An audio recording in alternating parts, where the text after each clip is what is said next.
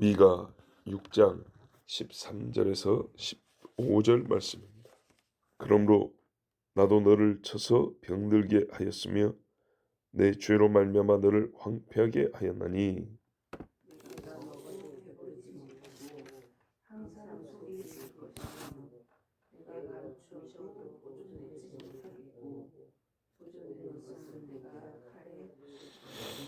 내가 씨를 뿌려도 추수하지 못할 것이며 감람 열매를 밟아도 기름을 내 몸에 바르지 못할 것이며 포도를 밟아도 술을 마시지 못하리라. 아멘. 그러므로는 자, 그러므로는 결론을 얘기하는 건데, 결과를 말하는 건데, 뒤에 이 결과들이 보니까 좋지 않은 것들입니다. 이 좋지 않은 것들이 어디서 왔냐 하니까 하나님께로부터 왔습니다. 하나님이 우리에게 일으키신 일이란 말이에요. 이 결과 또는 결론을 하나님이 내주셨다고요. 네, 그러면 원인이 있을 거 아닙니까? 즉 뒤에 일들이 좋지 않은 것들인데 어째서 하나님으로부터 우리에게 이 고통스럽고 좋지 않은 일들이 오게 되었는가? 원인은 어디에 있습니까? 사람에게 있죠. 사람이 무엇을 했느냐 하니까 죄를 지은 겁니다. 사람이 죄를 지었어요. 하나님이 선한 게 무엇인지 가르쳐 줬는데도 여전히 자기 집에 악한 재물을 두고 그 악한 재물을 얻기 위한 악한 도구와 수단들을 쟁여놓고 있단 말이죠. 즉 악인이 하나도 바뀌지 않았다는 얘기입니다. 하나님이 아무리 말씀을 많이 해도 전혀 듣지 않았다는 겁니다. 바로 그 일의 결과로 사람은 그 일의 결과로 이렇게 큰 고통을 생각하지도 않아요. 내가 잘못을 했지만 그게 뭐 얼마나 잘못했는지도 모르고 그 잘못의 결과가 이렇게 크리라, 이렇게 고통스러우리라 생각하지 않고 기대하지 않습니다. 그리고 말해줘도 믿지 않습니다. 놀라운 것은 공부는 조금 하고 시험은 잘 보기를 바라고 악은 크게 행하고도 벌은 조금 받기를 바라고 이렇게 못된 마음이 사람의 마음입니다. 근데 하나님은요 뿌린 대로 그러니 얼마나 좋습니까? 너의 한 행위 얼마나 악하냐 우리가 정말 이걸 알아야 됩니다. 하나님이 한 번 말씀하시고 두 번 말씀하시고 할 때 그것을 안 듣고 외면한 것이 뭐 나만 그런가 남 볼 거 없어요. 자기만 생각합니다. 그 죄가 설마 이렇게 크랴 그 결과가 이렇게 고통스러우랴 그거는 자기 생각입니다. 하나님이 판단하시는 분이 이렇게 가르쳐 줬어요. 아니 말이나 해주고 하지 절대 우리가 그런 변명 못합니다. 말을 다 해줬어요. 얼마나 자세하게 말해줬는지 모릅니다. 이 말씀을 해주셨는데 내가 생각하기에는 그냥 그거는 잘 들으라고 하신 말씀이지 그냥 겁주려고 이렇게 생각하는 사람도 있어요. 겁주는데요. 하나님이 왜 사람에게 빈말로 겁을 주려 하죠? 깡패도 아니고. 아닙니다. 사실로서 하나님은 있을 일, 하실 일을 가르쳐 주셨어요. 자, 그러므로를 보시고 그 뒤에 너를 쳐서 어떻게 한다고요? 병들게 한다.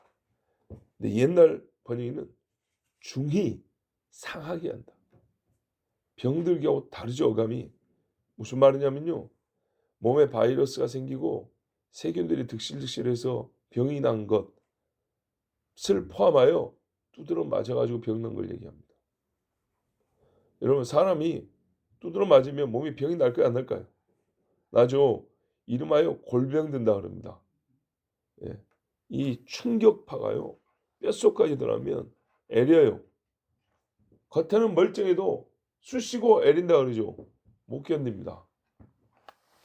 그리고 겉은 안 상한가요? 빵 치면 피부가 진이겨지죠. 세포가 셀 수 없이 많은 세포가 터져버려요. 멍이 드는 게 그거죠.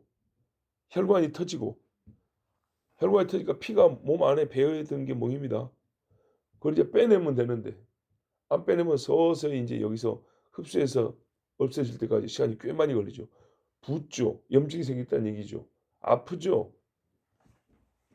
근데 어느 정도 사람이 많이 맞으면 어떻게 되냐? 먹은 걸 다 개워냅니다. 우리가 어떤 고문 영화나 드라마에서 고문 당할 때 보면 막 토해내죠. 사람이 지친 운동을 하면, 밥 먹고 일을 많이 하거나 운동을 하면 막 토해내잖아요. 근데 심하게 두들겨 맞으면 몸에서 이게 모든 게 비정상으로 돌아가기 때문에, 아프기 때문에 몸을 비워냅니다. 토해내 버립니다. 먹어봐야 들어가지도 않고 토해내고, 그래서 급속히 야유어지고 면역도 동시에 떨어지고 온몸이 아프고, 원래 말은 그런 뜻이에요. 토할 정도로 두드려 맞는다. 온몸에 멍이 새까맣게 되고 뼈가 부러지고 진짜 창자가 끊어질 듯 아프고, 눈이 떴지만은 보이지도 않고 머리는 멍하고 정신이 없고, 속은 아파서 먹는 것 족족 배탈이 나고 뼈마디 손가락 발가락 펴지도 못할 정도로 아프고. 무섭죠? 진짜 무서운 이야기입니다. 왜 그렇게 했다고요? 그러므로 사람아, 주께서 선한 것이 내게 무엇임을 보이셨나니. 인자를 사랑하세요. 인자. 러브를 사랑하라고요. 근데 악을 사랑하면 그 악이 온몸에 자리를 잡고 사는 모양새가 그렇게 두들겨 맞은 몸이라고 한번 생각해 보세요. 어제 우리 들으셨죠? 그렇다 하지만은 가면이 사라지니까 온갖 더러운 짐승들이 드글드글한 것처럼, 그렇다 하지만 죄가 몸 안에 남아있으면 몸 상태가 껍데기 벗겨놓으면 그런 상태라고요. 그걸 눈에 이제 보이게 될 정도면 하나님 앞에 정말 죄를 많이 지은 겁니다. 진짜 두들겨 맞았고 만신체에 된 몸, 그 몸이 보여준 게 뭐냐면 너희 죄의 모습이라는 거예요. 또 보세요. 분명히 내 죄를 인하여 어떻게 한다고요? 황폐하게 하였다. 황량하게. 옛날에는 정막하게 그랬어요. 아무것도 없게 한다는 거. 혼자 덩그러니. 와. 주변에 사람도 없고 물질도 없고 평안도 없고 명예도 없고 나와 관계된 좋은 것들이 싹 사라져버린 상태. 친구가 하나도 없다. 가족도 없다. 먹을 것도 없다. 건강도 없다. 딱 욥이네요. 욥의 고통을 보셨죠? 그러니까 친구들도 죄 때문이라고 그랬어요. 예, 대개의 경우는 죄로 이런 일을 겪습니다. 그건 사실입니다. 그렇게 만들어버린다 그랬어요. 저도 가끔 그런 생각을 해봅니다.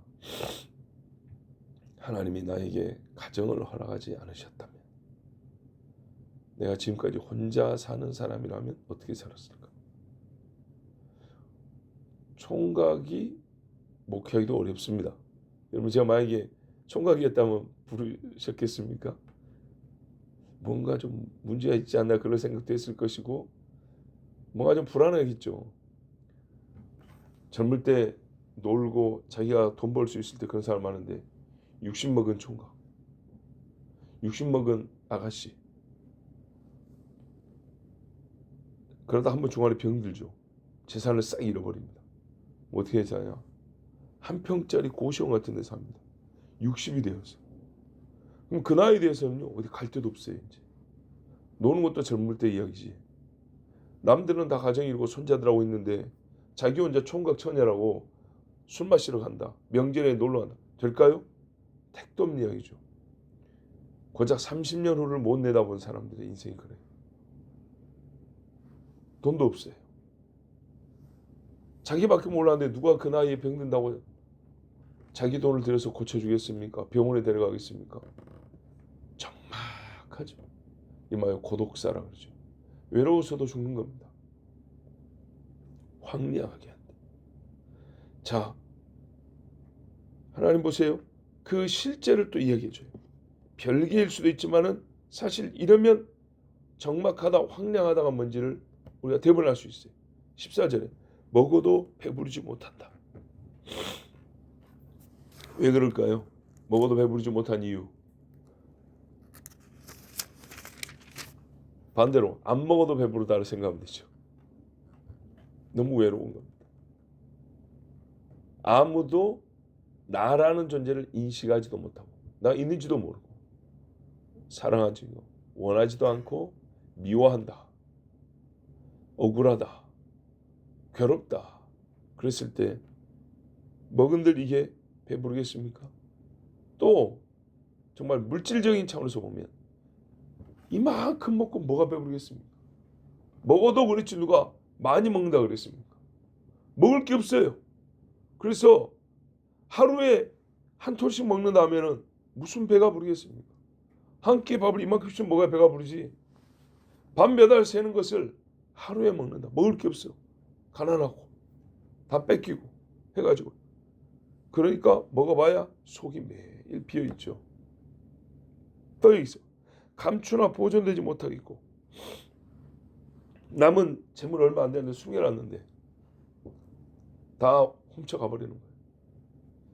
먹을 게 워낙 없으니까 이거 남겼다 내일 먹어야지. 이거는 모레 먹어야지. 안 죽으려면 이거는 먹어야 한다 했더니 아이 쥐새끼가 다 먹어버리고 도둑놈이 훔쳐가 버리고 강도 와서 뺏어버리고 이제는 죽었구나. 그런데요. 물질만을 두고 하는 얘기 아니에요. 여기는 사람의 생명도 포함됩니다. 짐승은 당연하고. 만약에 대적이 쳐들어와서 목숨을 빼앗으려 하는데 나는 죽어도 내 자식들, 내 부인은 숨겨서 살아야 되겠다. 그런데 이 악한 놈들이 사람 냄새를 맡아요. 여러분 옛날에 도둑들이 돈 냄새 맡는다 그랬어요. 그런 말 들어보셨어요? 우리 어릴 때 어른들이 그런 말 했어요. 희한하대. 귀신이 하는 거예요. 정말로. 냄새가 납니다. 돈 냄새가. 어느 집에 돈이 있는지 금세 알아버려요. 그런 사람들. 이게 말입니다. 사람 냄새. 사람 죽이는 놈들은 사람 냄새가 나요. 애기들 우리 살 냄새 난다 그러죠. 내 눈앞에서 나는 죽어도 내 처자는 살린다고 숨겨놨는데 내 눈앞에서 내 처자를 먼저 찾아내서 딱 눈앞에 세우고 찔러 죽이고 잡아가는 거야. 네가 감추나. 이게 뭐냐면 네가 안 뺏기려고 붙잡고 할 것이지만은 구하지 못하고 뺏긴다는 얘기예요. 그리고 네가 혹시라도 도망치자 하더라. 막 붙들고 나간다 하더라도 뒤에 말 타고 칼로 달려서 쳐 죽여버린다. 도망가봐야 소용없고. 자, 예레미야가 예언한 대로 유다에 이런 일이 일어났어요. 근데 이 14절에 우리 번역에 빠진 말씀 안 했어요. 정말 중요한데 빠졌어요. 집사님 빠졌기 때문에 봐도 안 보입니다. 어떤 말씀이냐? 그리하여 자 너는 먹을 것이나 만족하지 못하리라. 배부르지 못하리라. 그리하여 너의 던져짐이 너의 한가운데 있으리라. 네가 던짐을 당할 것이다. 그러니까 하나님이 버려버린다는 거죠. 네 한가운데 이게 네가 사는 모든 곳에 하나님이 다 버려지게 할 것인데 그걸 네 눈으로 본다. 그리고 주신 말씀이 뭐냐? 네가 붙잡아도 숨겨놔도 뺏길 것이고 도망치게 하려고 해도 칼에 죽임을 당하리라. 그 말씀이 뒤에 이어진 거예요. 그러니까 던져진다는 말 알죠? 던져진다. 죽는다 이 말이에요. 그 누굽니까? 갑자기 생각나네. 무두셀라. 무두셀라의 말은요. 죽음과 던져짐이 합하여진 이름입니다. 아시겠죠? 죽음과 던져짐. 무트, 샬라 두 개 합해진 말입니다. 네가 죽을 때 던져버린다는 얘기. 무두셀라가 죽은 해에 홍수가 났어요. 무두셀라는 홍수를 보지 않고 하나님 죽게 하셨어요. 던져버린다. 이방에 던져버리라. 대개 포로로 끌려간다는 말과 함께 죽음에 이르게 한다 그런 말입니다. 그러니까 뒤에 말씀이 나오는 거예요. 그러니까 이게 재물만의 얘기가 아니라는 거예요. 생명에 관한 이야기. 생명을 구하려고 아무리 애를 써도 하나님이 죽음으로 던져버린다는 거예요. 왜요? 그러므로 주께서 선한 것이 무엇임을 보였지만 듣지 아니했기 때문에, 악을 그대로 머금고 있었기 때문에 집안에 악한 재물과 악의 도구들이 있으면 안 된다는 겁니다. 누굽니까? 야곱. 디나가 책임성이 강해가지고 자기도 여자니까 이 동네 여자들은 얼마나 이쁜가, 어떻게 치장하고 다닌가 구경한다고 나갔다가 잡혀갖고 강간을 당했죠. 그리고 오빠들이 가서 피바람을 일으켰죠. 이게 이 집이 이제 망할 징조인 거예요. 그러나 하나님이 야곱과 야복강에서 약속을 했기 때문에 살려주시는데, 그때 야곱도 한 일이 있어요. 깨닫고 뭐라 했어요? 우상 가지고 있는 거 다 내놔 그랬어요. 그걸 내놓고 베델로 올라갔어요. 그러니까는 그 딸에게 참 몹쓸 일이 벌어졌지만 그 일이 이 집이 한편으로는 던져짐에 전조였어. 더 던져지지 않으려면 너는 약속을 지키고 너에게 있는 악한 것들, 너희 집에 있는 악한 것들을 던지라 그 말이에요. 그걸 던지고 나서야 왔어요. 만약 안 그랬으면 세겜사람 쫓아왔을 거예요. 근데 우상을 싹 끄집어. 야곱이 알고 있었는데 그동안에 말을 안 했어요. 예. 자식들도 다 컸기 때문에 자기는 늙었고 자식들은 아들만 12명인데 그 중에 10명은 다 큰 놈들이고, 예. 또 자기 부인들도 있고 집에 종들도 있는데 전부 다 요만한 우상 하나씩 다 들고 있단 말이죠. 알면서도 모른 척. 그러니까 우리가 그런 거예요. 나만 신앙생활 잘하면 되고 자식들 그들 알아서 하겠지. 우리 집안 사람들 다 뭐 어련히 알아서 있어. 다 컸으니 절대 그러면 안 돼. 머리 된 자에게는 책임이 있습니다. 그래서 우상을 던지고 갈 때 하나님 어떻게? 그러므로 나는 너를 던져짐에서 구하리라 합니다. 우상을 안 던지면 내가 너를 던져버린다는 거예요. 왜? 한 집에 하나님과 우상이 같이 있을 수는 없잖아요. 너무나 당연한 이야기죠. 자, 던져버린 결과 씨를 뿌리나 추수를 못할 것이다. 못 먹어요. 내가 한 것인데 거두지를 못해. 얼마나 억울합니까?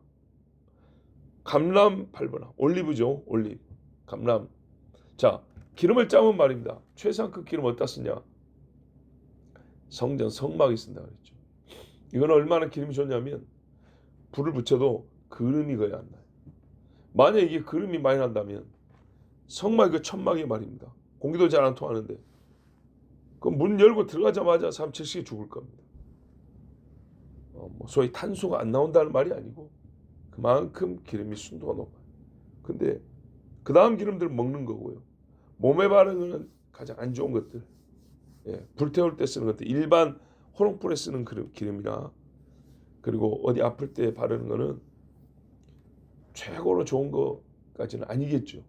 근데 보세요. 네 몸에 바르지 못할 것입니다. 최상급 기름을 말하는 게 아니고 하급 기름조차도 바를 것도 없대요. 쓸 것도 없대요.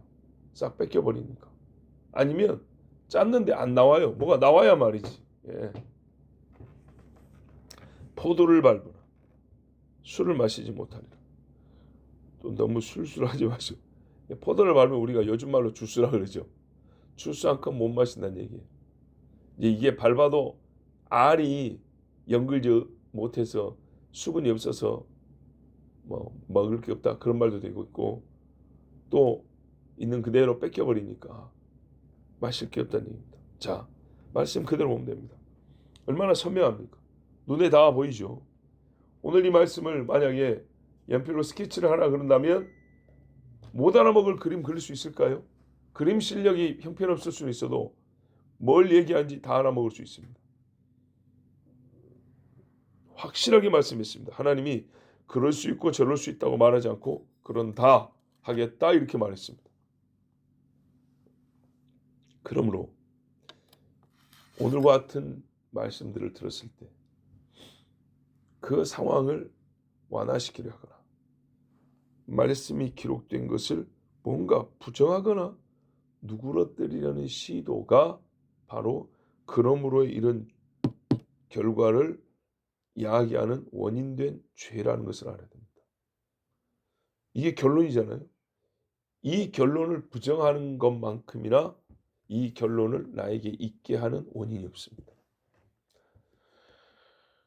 여러분, 말씀에 기록된 죄를 더하는 것은 뭐냐면 그 말씀을 빼거나 더하는 거라고 했습니다. 잠언에 너는 그의 말씀에 더하지 말라. 그가 너를 책망하시겠고 너는 거짓말하는 자가 될까 두려우니라.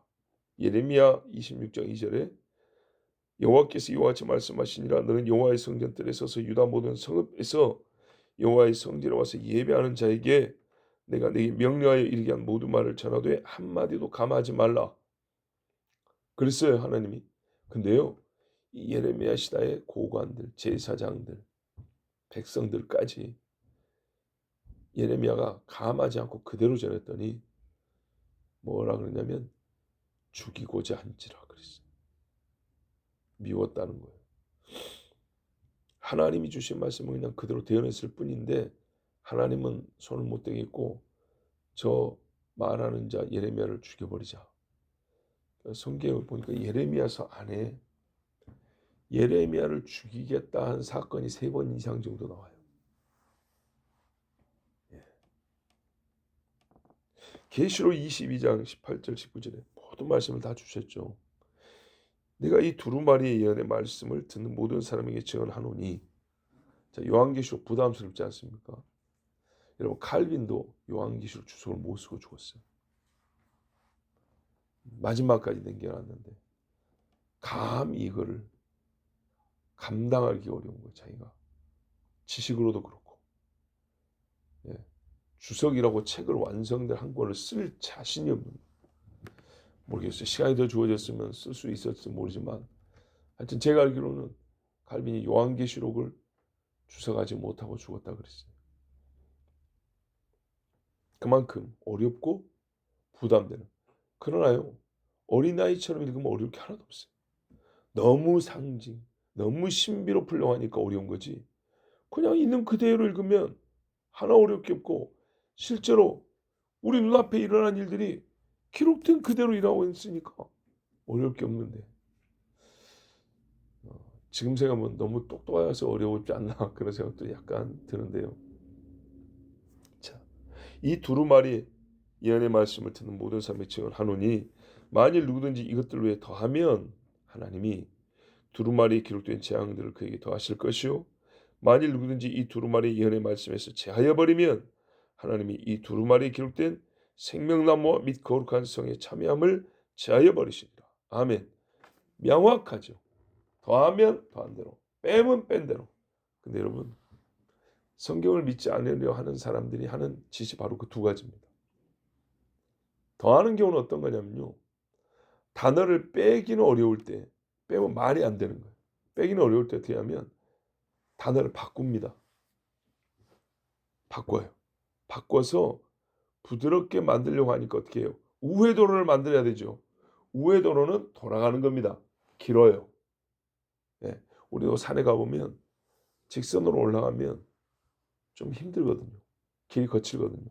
그래서 보드랍고 좀 편한 길들이 우회로 이렇게 이정표했어요. 우회로들은요 편한데 멀어요.